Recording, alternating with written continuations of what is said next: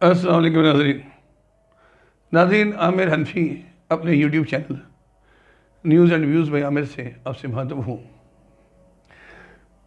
آپ کو معلوم ہے جب خبر کچھ ڈیولپ ہو جاتی ہے، کچھ اس کی تفصیلات آ جاتی ہے، تو تجزیہ تو پھر ہی بنتا ہے اور انالیسس پھر ہی ہو سکتا ہے۔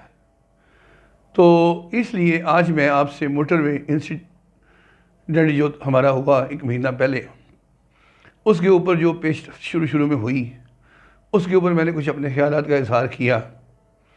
بیچ میں میری آخری ویڈیو آپ سنیں تو میں نے مایوسی کا اظہار کیا اور خاموشی چھا جانے کی بات کی، تو اس کے بعد آپ نے دیکھا کہ خاموشی ہی چھا گئی اور مایوسی ہی بڑھتی گئی۔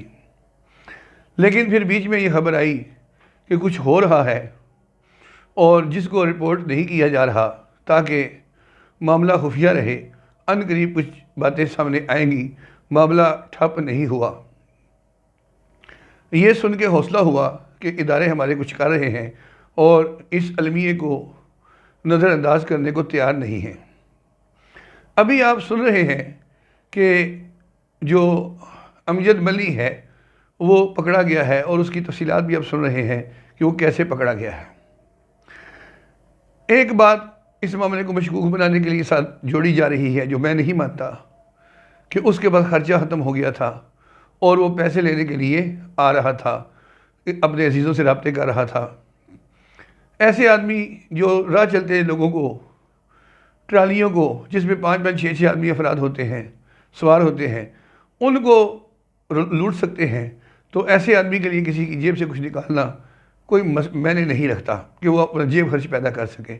تو یہ ایک ٹانکا میرے خیال میں ایسے ہی لگایا گیا ہے جس کا کوئی خاص مقصد ہو سکتا ہے، ورنہ ایسی کوئی بات میری سمجھ میں نہیں آتی۔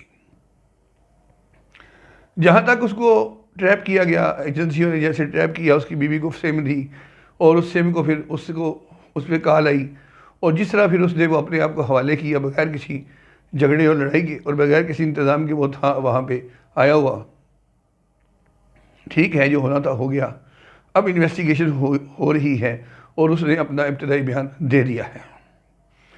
میں آپ کو اپنی رائے صرف اتنی دینا چاہتا ہوں جو پہلے بھی میں دے چکا ہوں، کہ اس معاملے میں ابھی شناخت اس کی نہیں ہوئی غالباً، یعنی اس خاتون کے سامنے اس کو پیش نہیں کیا گیا یا اس خاتون کو وہاں نہیں لایا گیا کہ وہ شناخت کرے کہ یہ وہی آدمی تھا۔ شناخت ہونے کے بعد تو معاملہ ٹھپ ہو جائے گا بالکل، اور 100% بات ہو جائے گی کہ یہی تھے اور انہوں ہی نے کیا۔ جب تک شناخت نہیں ہوتی، میری ایک رائے ہے اور وہ یہ ہے کہ اس معاملے میں اس کو امجد ملی اینڈ کمپنی کو گھسیٹا گیا ہے۔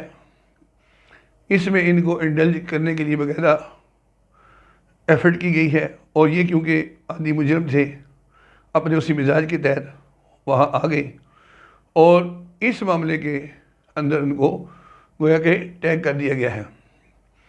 یہ واقعہ، یہ واردات،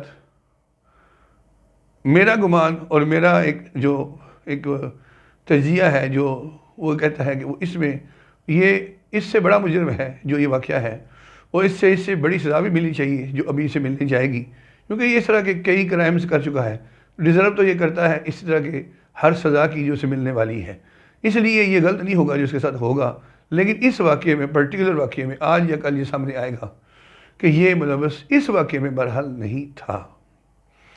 تو اینی وے، مجرم کسی بھی واقعے میں ملوث ہو یا نہ ہو، اپنے کیے کی سزا تو کسی بھی طرح سے اللہ کا نظام ہے وہ پاتا ہے، دنیا میں بھی اور آخرت میں بھی، تو یہ انجام کو پہنچنے والا ہے، اللہ کرے۔ لیکن میں یہ کہوں گا کہ اس واقعے میں یہ براہ راست ملوث نہیں تھا، اس کو ٹیگ کیا گیا، اور اگلی بات جو اچھی نہیں ہے وہ یہ ہے کہ کسی کو بچایا گیا۔ وہ مجرم کون ہیں جن کو بچا لیا گیا، اور ایک عادی اور پرانے مجرم کو اور ان سے بڑے مجرموں کو اس میں ڈال دیا گیا۔ تو یہ میرا ایک تجزیہ ہے اس کے بارے میں۔ باقی اللہ تعالیٰ اپنے حفظ و امان میں رکھے سب کو، ایسے واقعات پیش نہ آئیں پاکستان میں دوبارہ۔ اللہ ہم سب کا حامی ناصر ہو۔ فی الحال اتنا ہی۔ عامر حنفی کو اجازت دیجیے، میری ویڈیو کو شیئر کیجیے اور چینل کو سبسکرائب کیجیے۔ گلا میرا بڑے عرصے سے خراب چل رہا ہے، اس وجہ سے مجھے تھوڑی سی ہیزیٹیشن بھی ہوتی ہے ویڈیو بنانے وقت، لیکن جب پھر ٹھیک نہیں ہو پاتا اور پھر خراب ہوتا ہے تو کچھ نہ کچھ تو کرنا ہی پڑتا ہے، پھر حاضر ہو جاتا ہوں۔ تو اس کی معذرت قبول کیجیے۔ اللہ حافظ، السلام علیکم۔